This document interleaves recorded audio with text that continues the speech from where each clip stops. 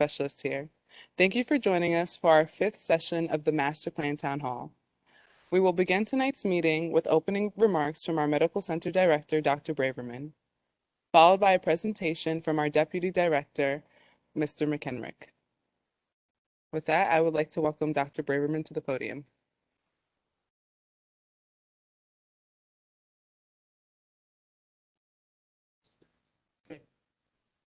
All right, good afternoon, everybody. Thanks for joining us today.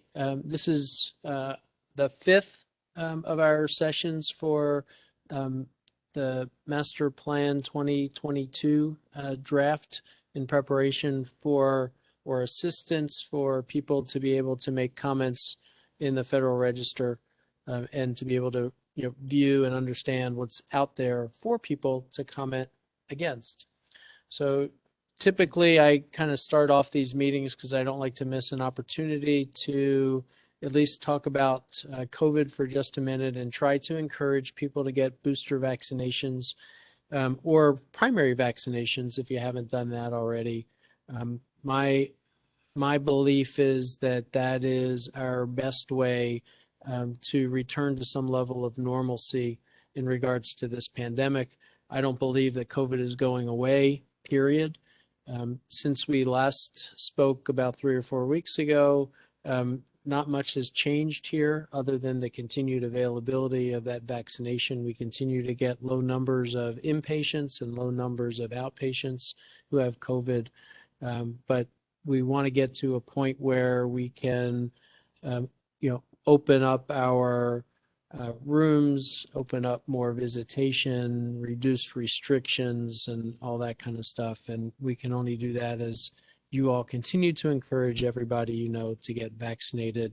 Last Wednesday, we had Governor Newsom and Senator Padilla, among others, here to have a press conference really just to highlight our vaccination effort here at the VA, but also use that in conjunction with Veterans Day as a backdrop to try to remind people to get vaccinations. So that's my principal message outside of the master plan.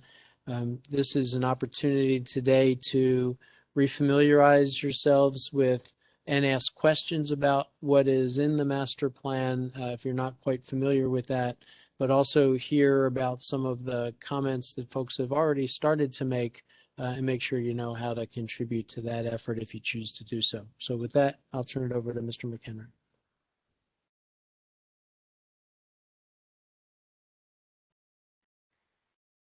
Thank you, sir. We'll go to the slide deck here. This is not significantly different than the previous town hall, although there's some data collected on information we've already received for input. Not too deep a dive into it, but enough to show folks who is commenting on what, and we'll back up and do some commenting on the other system that was available, the one on the Draft Master Plan, WestLA draftmasterplan.org website as well. But wanted to go through this for those that are tracking what we're doing. We're obviously reiterating the information about the access to the Draft Master Plan on the Federal Register and going through the parts of the plan on there. And we'll talk about some of that when we get into the engagement area of how you can get a personalized briefing like this to your organization if you belong to a community organization or a VSO or some other group that is interested and would like a group briefing. I'm glad to go through these slides and talk to people and allow them to have their group ask questions, and we'll provide answers as best we can with the group of subject matter experts we have available here. That being said, we'll go to the next slide. Here's our agenda, the same agenda going through this, but we'll have section 4B, feedback evaluation to date. So we'll give you feedback on what we've seen to date coming in. And I'll mention right now up front that we'll have this slide deck posted just like we had the last slide deck posted on our WestLA draftmasterplan.org website. So you'll be able to go back and download and see these slides. I would say the majority of them are similar to the previous town hall on the 28th of October, although the new evaluation feedback data is different. and just a couple other changes within the slide deck. Next slide. It's our standard background slide that we go through. Everyone should be familiar with it who's familiar with the land use here in the West LA Draft Master Plan in 2016, the commitment to provide 1,200 units of permanent supportive housing. Of course, if we see the need is there, and our assessment through this process is that the need is still there, nothing changes our commitment there, no need to adjust it.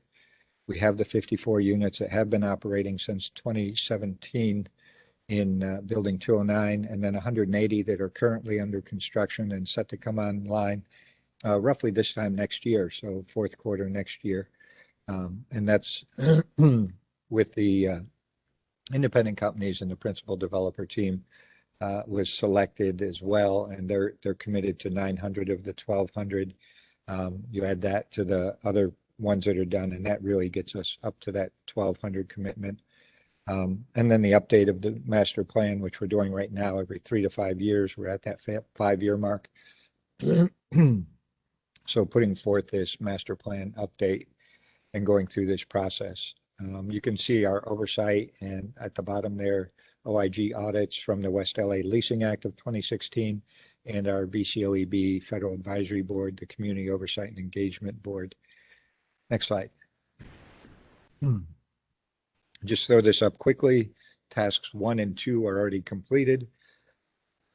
And you jump over to task 3, and you come down at the bottom there. It says stakeholder engagement, evaluating feedback. Having 87 responses thus far in the process, so evaluating those responses and evaluating feedback as we go through. December 17th, the opening process, and of course, actually December 17th is a closing of the process. So end of day on the 17th, we don't know exactly when, but I think the site will be taken down on the 18th. So have all your comments in by close of day on December 17th so that those will count and be in the system. And then it's our target to get the concurrence process started with the final document up to VA leadership on January 7th. Don't know exactly how long it'll take to go through each of the steps, but as you might imagine, going from GLA at the bottom of the system all the way to the secretary's office, you'll have to go through quite a review process. But we expect that to be done within a month or two. Next slide.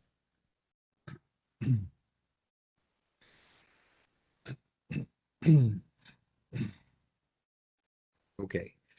This is how you leave feedback. To go to the Federal Register site, which is there in step 1 on the top right, www.federalregister.gov. You go to the search bar, follow that arrow for step 2, and you enter the document number, which is 2021-22642. And I say again, 2021-22642. Enter that, hit the search, it'll bring up the West LA Draft Master Plan Federal Register posting, which is called West LA VA Medical Center Veterans Program Enhancement Act of 1998. When you read through that and then you hit the link there, it'll take you to our West LA draftmasterplan.org website. Go to the next slide. And we'll show you what the West LA site looks like at the back end of this briefing. But for right now, I just want to stay focused on that front end. As you scroll down through that document, and it gives you a summary on the Federal Register site, it also gives you a link to submit a formal comment. But if you've previously reviewed the information or documents or just want to provide feedback having not done that, you can submit a comment at any point in time. You can come back and do this again and again if you choose. But there's a link that'll send you to our West LA site, and that's where you can view and download the documents, the 3 appendices, as well as the Master Plan 2022 draft document. Remember, 60-day window from October 18th through December 17th, close of day on the 17th. Next slide. So there are 6 sections in the Master Plan 2022 draft, and you can see those listed there. About 200 pages, a little over 200 pages. And then there's the community plan, the draft community plan from the principal developer. That's why we engaged them to help us determine, concepts and ways forward to build this community, looking at nearly 36 parcels or 30 parcels to be turned over. We've identified 24 that are primarily part of the housing community for the enhanced use lease housing, as well as what might be other community buildings in there that we would use and how we would manage those, and working on that and working through some legislation. I know legislation was just passed for the overall budget, and I believe there was some enhanced use language in that. So we're looking to see what comes through as we develop this year after year after year. So it's not just a one and done. I mean, not only do we revisit this every 3 to 5 years, but it's a long-term project. These parcels and the development of them will go on for the next 15 years or so. Next slide. So the appendices and the base document, all of that adding up to about 600 pages. So here I want to point out, as we go through the rest of the slide deck, each of these areas has a page number after it. You can see accomplishments to date, page 6, current development plans, page 10. That's in reference to the Master Plan 2022 draft document itself. That tells you where the information that we're talking about on these slides can be found on those pages. And this is a handy way to get to the areas that you want to comment on or you want to review in the 200-page document without having to go through the entire document. Okay, so looking at the graph on the right, it's almost correct. There's a little bit of a dichotomy here in that there's one master plan for the entire campus. We do have a South Campus concept that we deal with. That's part of the overall plan, and we'll update these graphics when we get to the final document and prepare that. We obviously know that Metro has the easement here, and they've begun construction. And then we highlighted that area to the north and the North Campus where you can see areas where we'll have enhanced use lease housing, and we're really trying to develop and focus the community plan. But there's also open space around that, and there's plenty of diagrams coming up that'll help you focus on that. On the left-hand side, we talk about what we've done and where we've come from. We had to get, our SHPO, State Historical Preservation Office, our programmatic environmental impact statements done, and SHPO and the record of decision on our environmental were done and signed off in April and September of 2019. And then we started moving forward on the first housing. We engaged with the principal developer shortly after that. And then we've got the 3 properties under construction now for 180 units that will come online later next year. Next slide. One of our interested community members, veteran and leading a veteran organization, asked the other day about the vision and goals of the master plan and what we're trying to do, putting these out there from page 16 in the document. Some of the things, some speak to goals that we have to achieve and we want to achieve. Others are visionary goals that if we believe we do other things, those goals in the vision will also come true. So we'll get goals and visions out of visionary achievements out of all of this. But we really want a vibrant community. And to do that, we have to do many of the things on here. Also want to maintain the legacy of the Soldiers Home here and building that community and restoring what was a community at one time with transportation, healthcare, and other things wrapped around it. Next slide.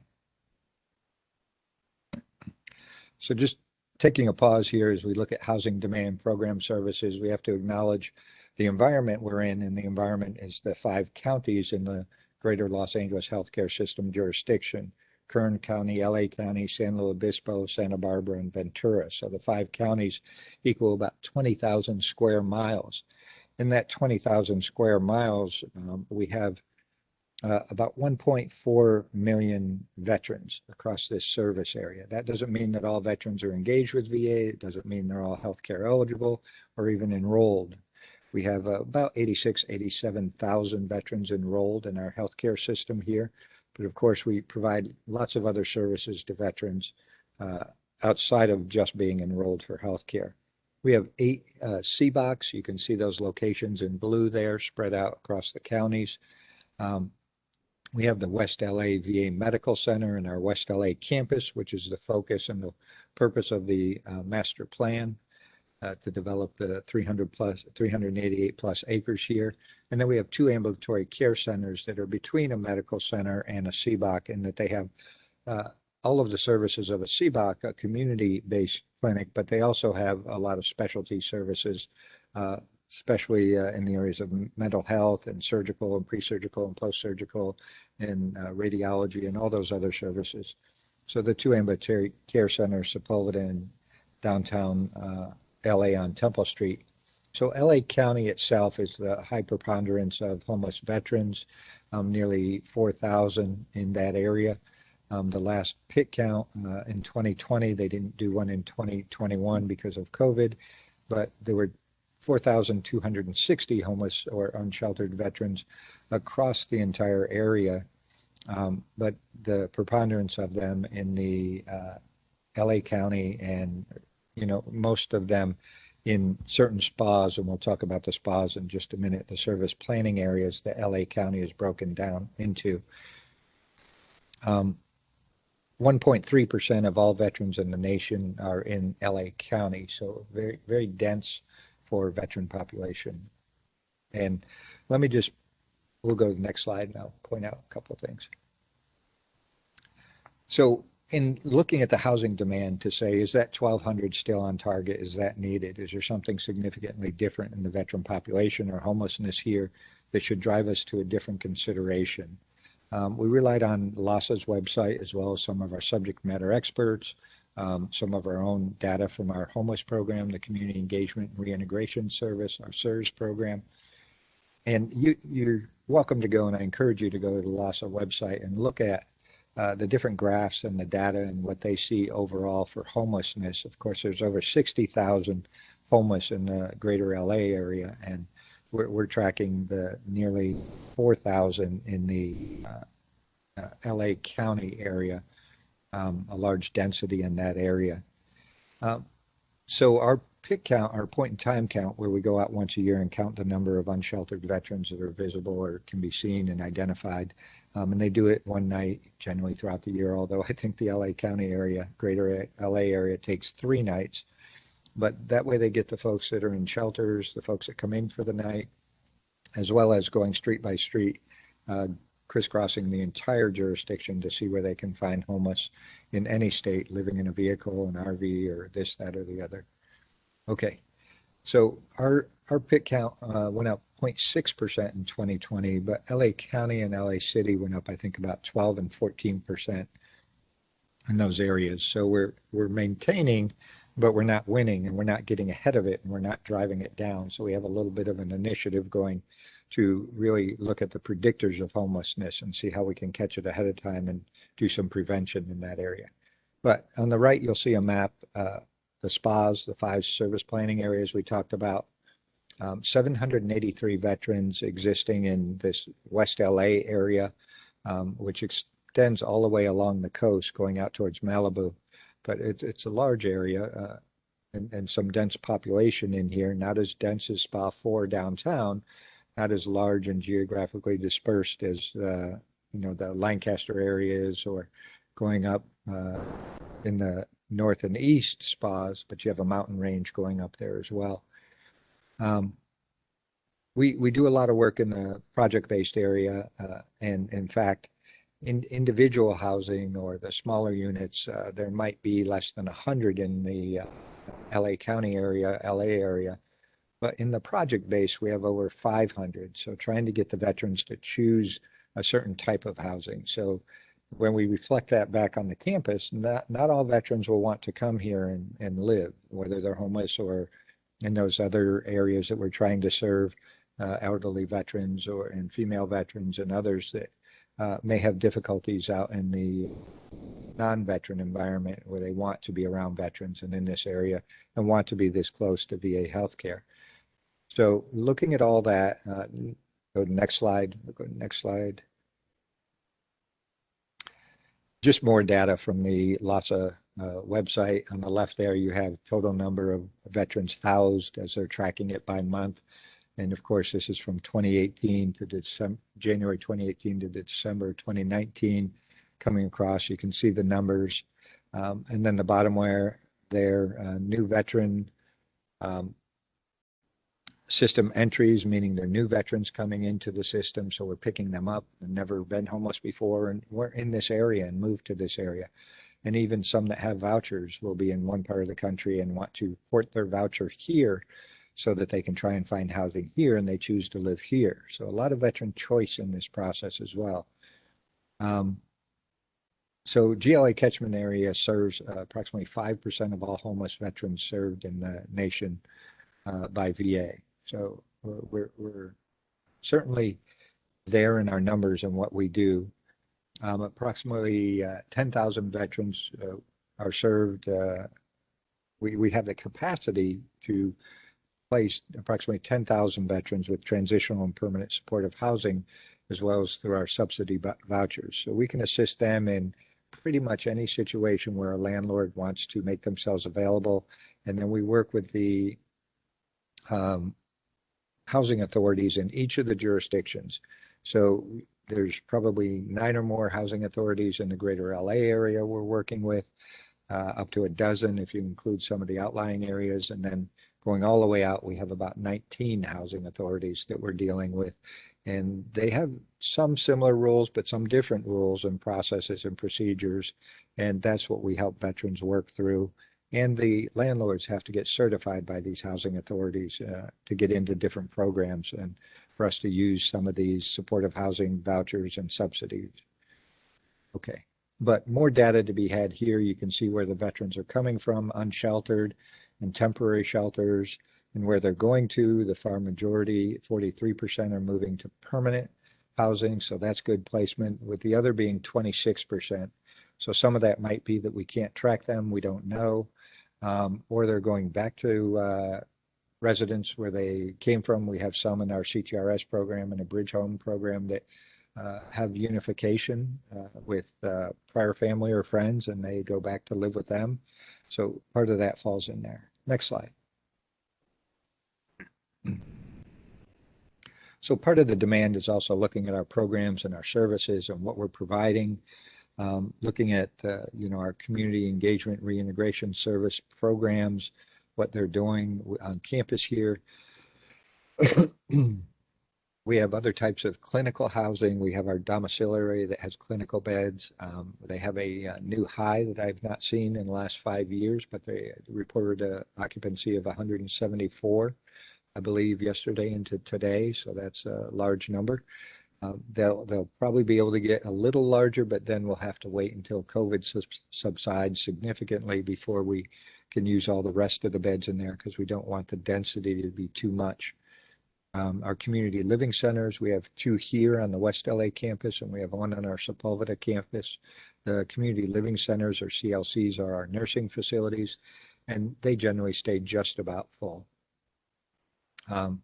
So that's part of our housing structure, and part of when we move from the low barrier to entry CTRS initiative, our care, treatment, and rehabilitative service, which were the tents, and now we have tiny shelters there. We have 28, and we'll get 20 more next week from the Brentwood School. I believe they're going to hold ownership, but we'll be able to use those, and that's what these entities are doing, which helps us, because when COVID is over, if we're holding ownership of any of these, they will not be able to be used, and they would become surplus shelters or housing.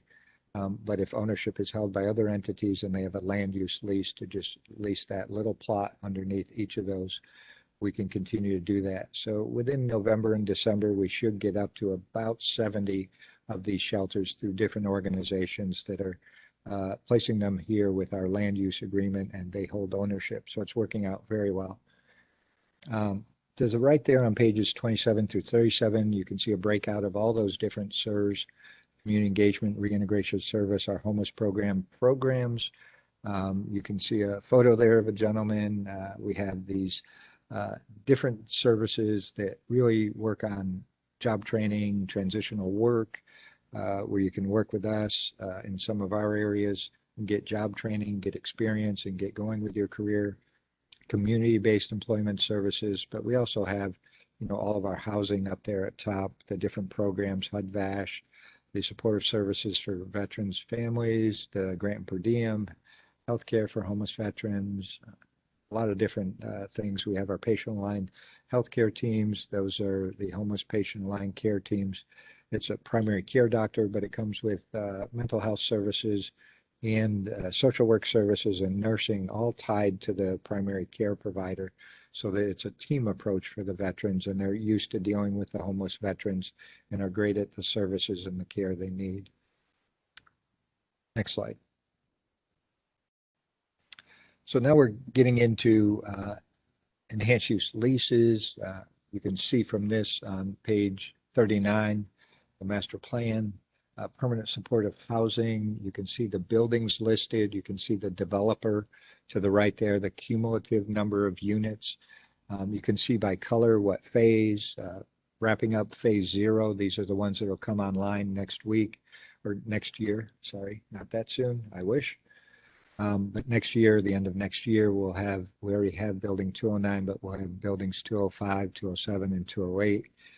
Coming online, and then we're leaning into phase 1 and trying to get those enhanced use lease turnover projects done, where we have to upgrade the water pressure and the utility and the trunk line on the North Campus. We are having the gas upgraded now. We've already upgraded power, and we've upgraded telecommunications on the North Campus, part of the trunk line effort.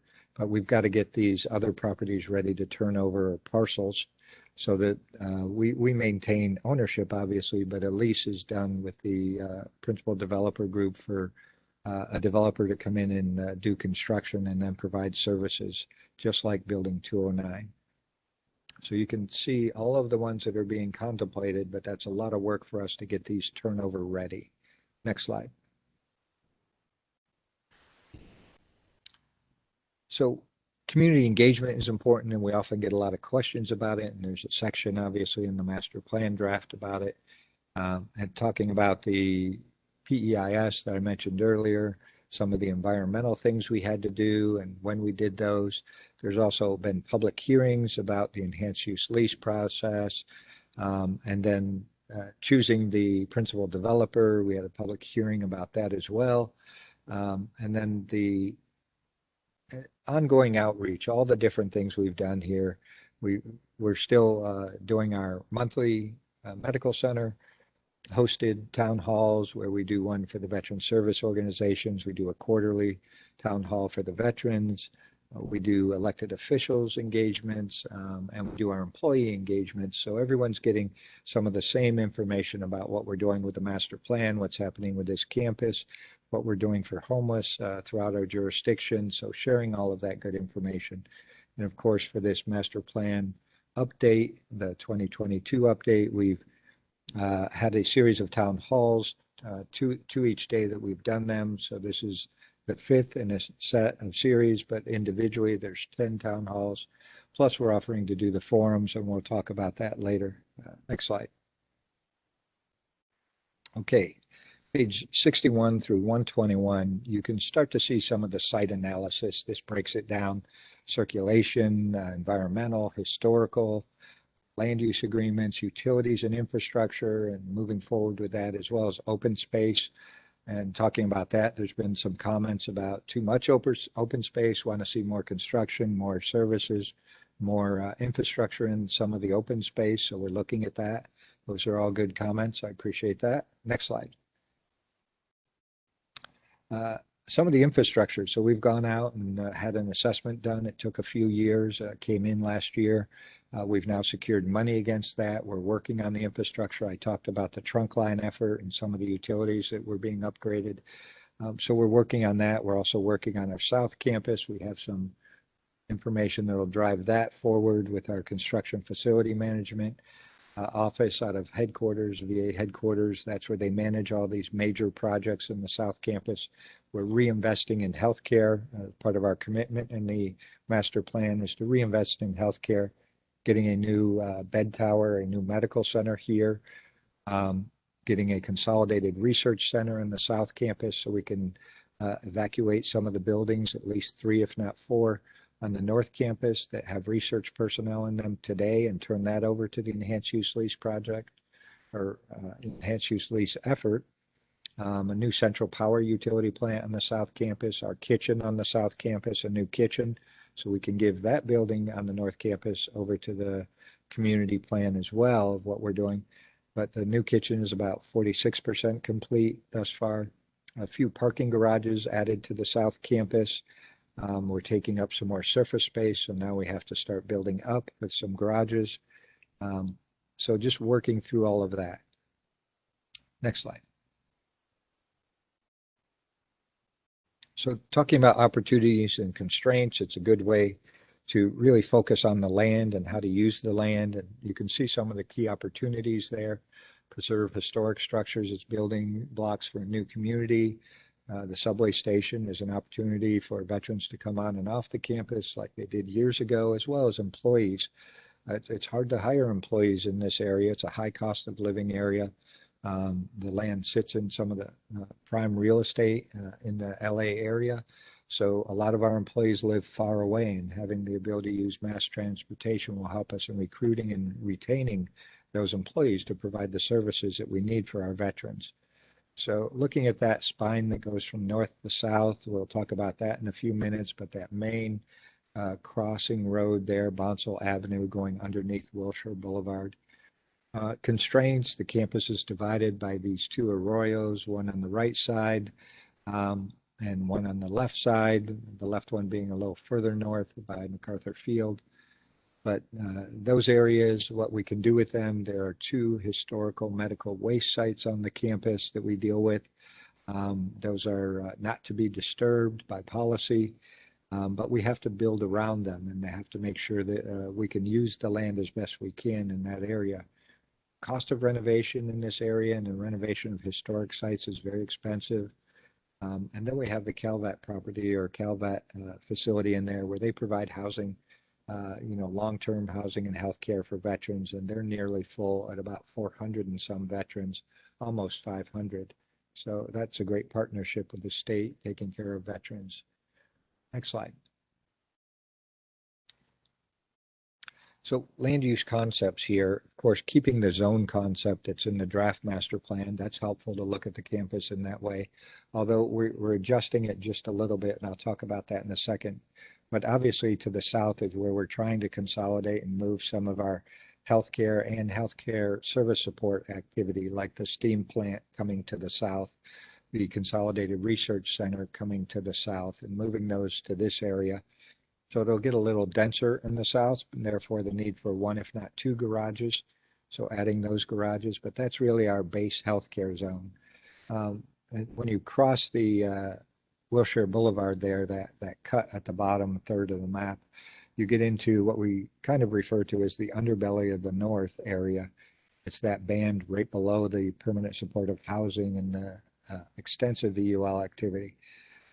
There's obviously the Grand Lawn is there, and we have some areas around the chapel, the oldest building on Wilshire Boulevard that's under restoration right now with a lease agreement. And we also have the superintendent's residence, an older residence historic building there in the south. But looking at that, but we also have some administrative buildings there. We have our entire service area off to the right there, the auxiliary services. We have our motor pool. Emergency services area to the right in that orange area.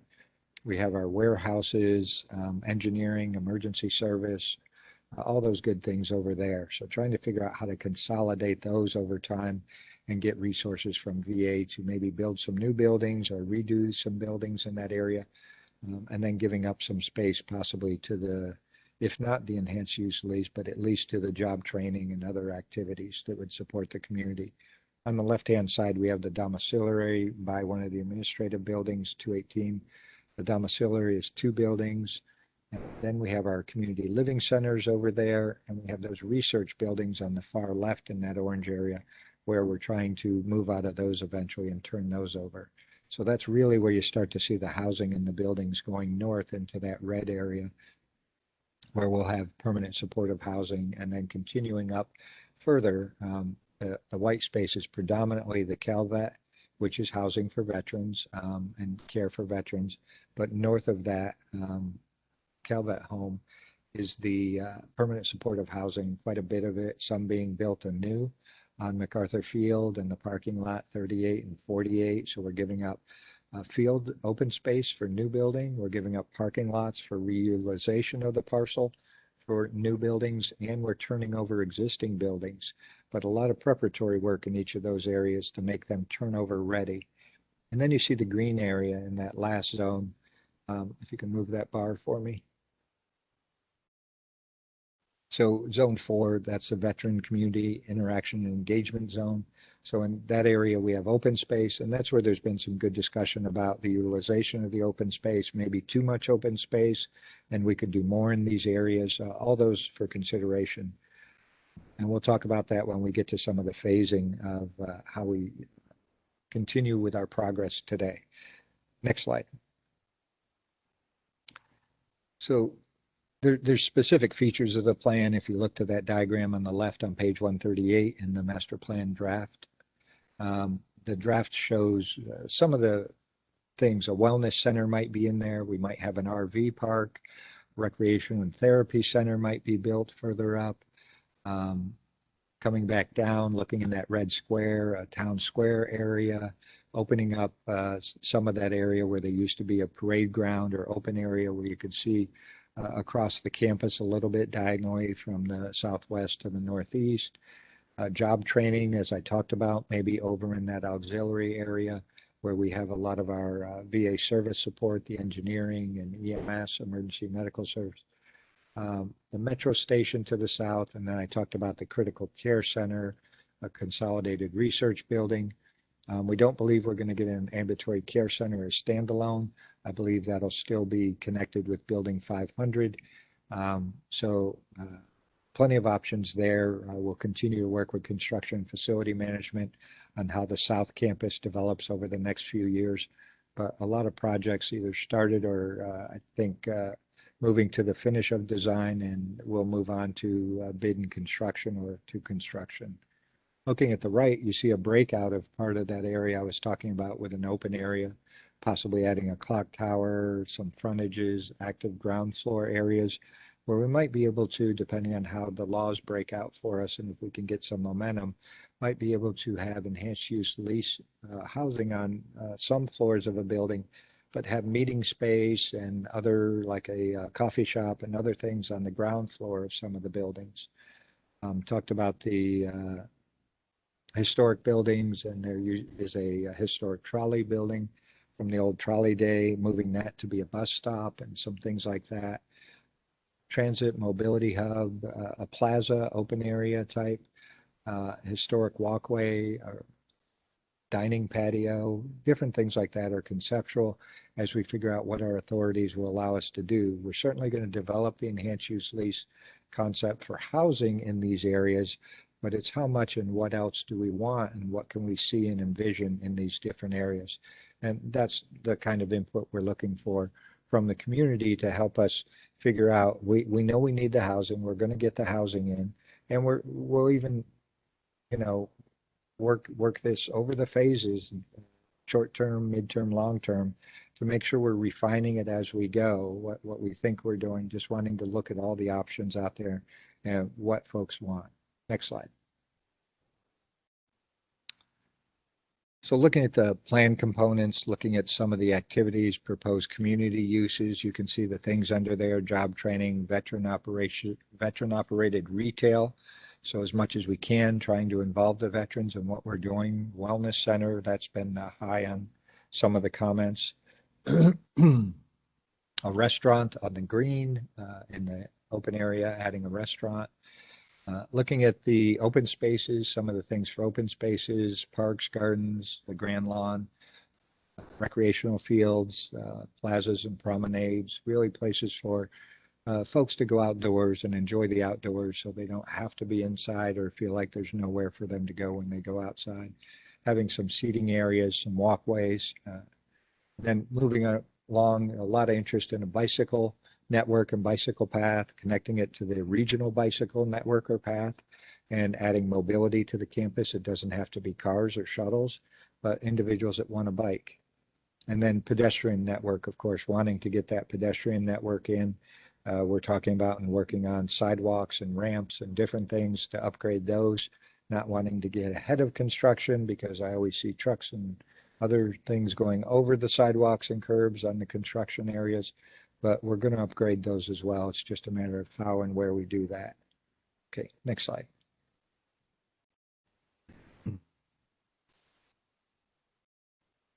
So looking at the phasing, I talked about initial phase, 1 to 5 years. So in the initial phase, 1 to 5 years, what does it look like? What are our priorities? Metro stations under construction, 205, 7, and 8 are under construction.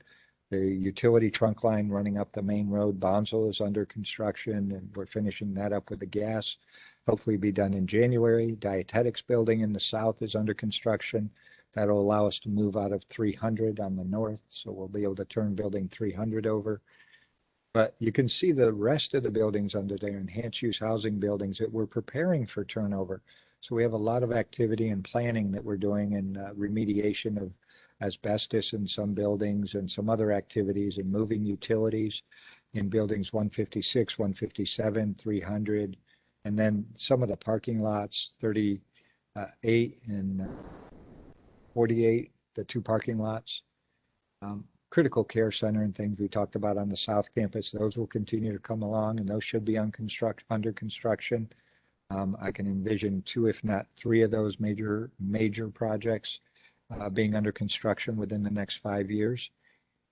Needing to get 1, if not 2 parking lots up quickly so that as we start the construction, not only do they need the space where they're going to do construction, but they need lay down space near that for their materials. The materials don't just come in and go into construction. They have to be laid down nearby and then brought onto the construction site as needed. So there's a little bit of staging. So we really do need to push the parking. We need a substation. California Edison is working with us to develop a substation in the bottom right so that we have all the power that we need down there, and some other things that we're going to work on. A new police building. We obviously have to upgrade and enhance our security as we bring more and more residents on campus. And when you add a lot of construction, you need a little more security in those areas as well, as you might know. And then renovations of building 212, that will be renovated. That's a project for acute mental health, and we'll have some beds in there. That'll help us in having different levels of services available for veterans that include them being in-house or in a house status while they receive those services. Okay, and you can see all that on the right-hand side, not significantly different than some of the other diagrams, but that's on page 184. Next slide. So the interim phase, 6 to 10 years out, what do we see? We see enhanced use lease housing, 407, 408, 409, 410. The ambulatory care center won't go, but what will happen is likely the best space to start talking about where we would do ambulatory care is exactly where we do it today in building 500, in that first floor, maybe a second floor. I know the top floors will have to come off the building for seismic compliance, but that's still a great place and it's large enough to do all of our ambulatory care services with some extended services there. And it'll be right next to the new bed tower. So still a great option there. And I think that's what we'll lean into.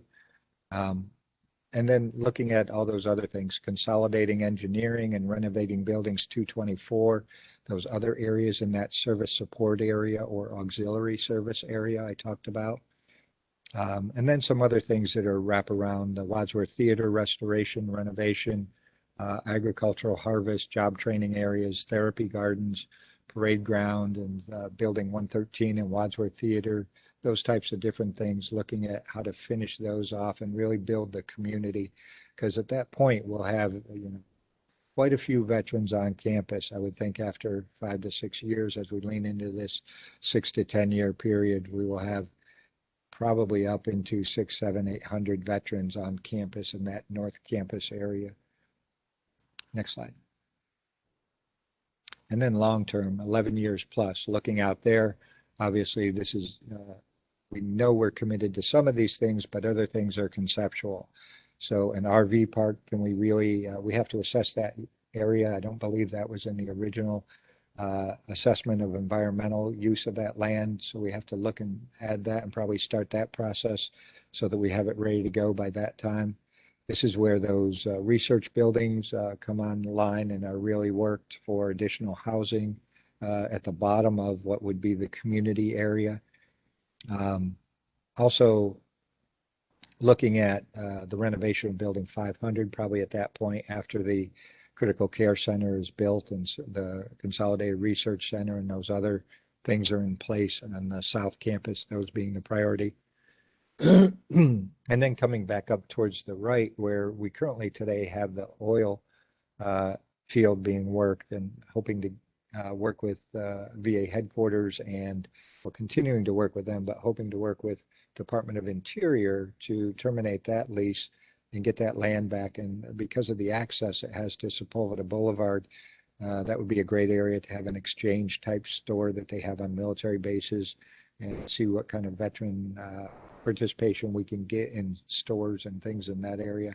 But really try and build the rest of the campus out with services for the veterans. Next slide. All right, so this is a part that's different from the prior, or significantly different from the prior presentation, that you didn't have this. So this slide looks at the Federal Register. So right there in the top right, it says Federal Register. So looking at the data we've received from the Federal Register, it's been active for about a month. We're about halfway through. In this area, 19 responses received as of the 12th of November. So you can see where these responses fit across here. Out of scope, meaning that individuals are talking about things that are, well, they're VA and possibly GLA related. Some are VA all together. They're not directly commenting on the document or the concepts within the document that can be applied and worked in an update to the document in a manner. But if you look to the right there, and we're looking at topics, not necessarily the number of comments. So one commenter may have 3 or 4 topics in their comment. And they may have made several comments, but they're really one individual commenting. So you can see transparency and accountability in our land use and the master plan process is number 10, or has 10 comments related to that topic. And then housing, campus restoration, and then there were 9, and then UCLA specific comments, there were 4, Brentwood School specific, there were 3, and other third-party land use agreements, number 2. So a comment that covers multiple topics is counted individually under each topic. So that's why the 19 number isn't necessarily reflected on the right side. That's by topic. Okay, so feedback thus far, but want to see more feedback and encourage folks to provide more feedback. Okay, next slide. So we had our original site, westladraftmasterplan.org site, and in there you were able to go in and choose some topics and provide information. And we had that up way back in August when we started this process. And we've gotten 87 responses through there. And it was somewhat of a questionnaire or survey type where you could choose different areas. And here's some information about those areas. Housing services, the most responses, then special housing, talking about those specific groups, the elderly, female housing, housing for children, families with children, things like that. Specific disability housing, and then looking at health and wellness, food options on campus, and job training. And then topics also in focus were legal services, transportation, religious services, entertainment, playgrounds for children, things like that. Okay, next slide. So staying with the West LA DraftMasterPlan.org feedback, because there was simply more of that over time. And I think the questionnaire led people to choosing information as opposed to just thinking about what they wanted to put in. We tried to spur them to think in these different areas, and they were also able to do free text and upload documents. But in this area, when we look at the left there, Most important issues to improving how people get around, obviously shuttle service, then pedestrian friendly, and then bike, and then handicap accessible. Those are really the top areas there. Looking at the right, how would you, could you north-south circulation be improved? Shuttle services, pedestrian friendly, road improvements, active mobility, handicapped accessibility. And part of the draft master plan contemplates a walkway at some point, whether we could actually do a walkway, an overbridge over Wilshire Boulevard. That would obviously take a bit of coordination, a longer term project, and not quite sure where the funding for that effort would come from.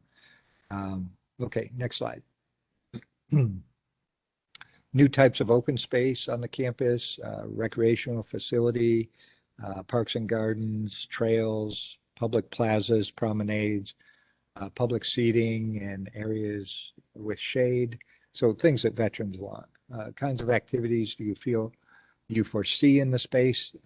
These spaces, the open spaces: swimming, jogging, basketball, board games, barbecue, picnic, meditation, solitude, biking, gathering. Okay, next slide. And then what should be included in the town center, and who do you expect to see it? Food and restaurants, retail, events, gathering space, auditorium, meeting space, fitness, job training. How do you see job training being conducted on campus, and how should it be integrated into the plan? Program accessibility is one of them that I find interesting. More job training programs, computer access and training, then hire opportunities, and on-campus job opportunities. So certainly working on all those. And what are the uses that should be included in the town center? Veteran family guests, and everyone should be included there. And I think that everyone is important in that. That brings together the concept that we're connecting back to the community, and we want the community to have access to the veterans, and the veterans to have access to the community. Next slide. Okay, trying to wrap it up here. So on the left there, opportunities and constraints related to general campus context. What do you think should be considered? Right out of the gate: transportation, amenities, housing, campus beautification, recreation facilities. How do you see some of the historic buildings being used? Housing, amenities, and clinics.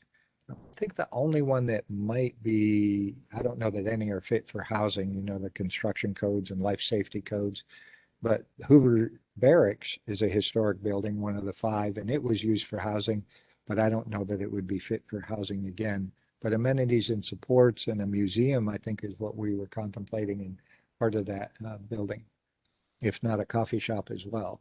So land use agreements, new services and amenities would you like to see on campus? Recreation and facilities, food and restaurant, retail, barbershop, games and events, theater, resource center, shuttle service. Okay, next slide. All right, moving through next steps and engagements. You can see where we're executing these town hall engagements. Number 5 here on the 18th of November. These are the weeks that we have had forums available. We've advertised them in 2 different series, and we've advertised them the availability of them at each of our engagements. So if you contact us, we'll figure out, the process is to provide us 3 dates and times, and we can send you the email if you haven't received it or seen it through your group. And then we can arrange some time that's convenient with me, your host, to provide this very same briefing with some discussion along the way. We usually take questions during, so we can go back and forth and provide answers.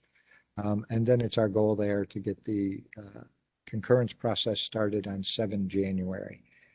Next slide. We went through this before. This is that Federal Register slide. I won't spend much time on it other than to reiterate, you just hit that search box and add 2021-22642, and that'll open up the document, and that'll have a link to get you to our West LA draftmasterplan.org site. Next slide. And when you get to the West LA draftmasterplan.org site, this is what you'll see on the left-hand side there, that big yellow bar at the top, or at the bottom under Draft Master Plan. 2016 and Master Plan 2022 draft. You can hit either of those yellow buttons, the view at the bottom in the center or the bar at the top, and that'll take you to the documents you see on the right where you can download the draft or view it online. You can also download the appendices. There's 3 appendices, overall 600 plus pages of material. You can also see at the top there on the right, this is in the draft master plan, but under the library tab, there's a land use partnership tab. There's a master plan 2022 tab with other information, the news and events and all kinds of stuff. This is our site for the West LA draft master plan and master plan items going forward. Next slide. When you get to the bottom of those areas where it says download these documents, you click that link and it'll take you back to the Federal Register where you can put your input in the Federal Register on what you'd like to see in the master plan or what you'd like to see changed or what you would like to see on campus, near, mid, long term, whatever area you want to focus on and comment on. So we give you a link on the Federal Register to get to our site, and then our site gives you a link to get back to the Federal Register. Next slide. When you get to the Federal Register, remember that green button that was on there that said submit a formal comment. You go back there. That's where you hit the button, and you've got to get it in by close of day on 12/17. I know they'll take the site down or make it inactive on the 18th, so you won't be able to add comments after that. Okay, next slide. That's it. We're up to questions at this point. Any comments? What do we have coming in?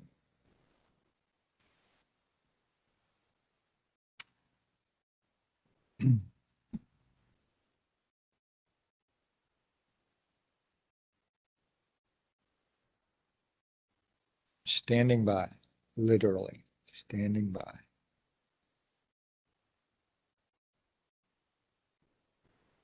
I've never had a briefing without a question. I'm standing by.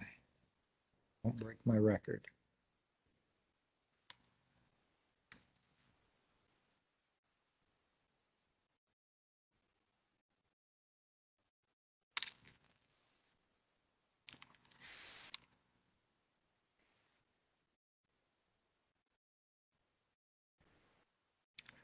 Stand here for 13 more minutes.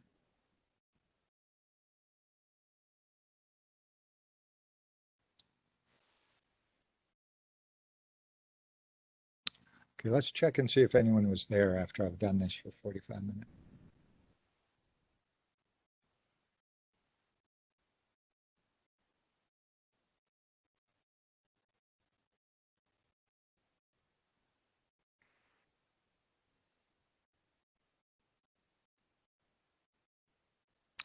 This might prove that 5 town halls was the exact number. All right. Okay, I'll assume someone's typing and I'll give you one more.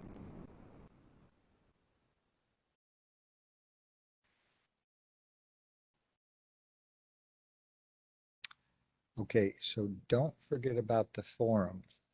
So you can reach back to us and say say again?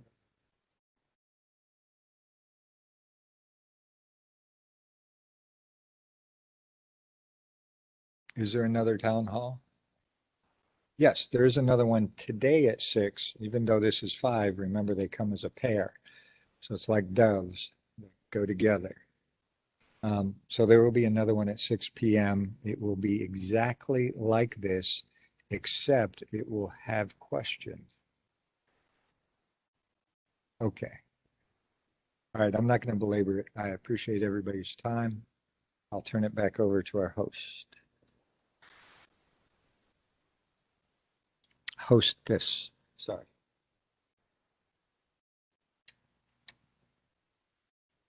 Thank you, Mac, for that presentation. And that concludes today's town hall. If you do have any questions that pop up at the conclusion of this meeting, please feel free to send it to the Public Affairs Mail Group at vhaglapublicaffairs@va.gov. Thank you for joining us. We'll see you next time.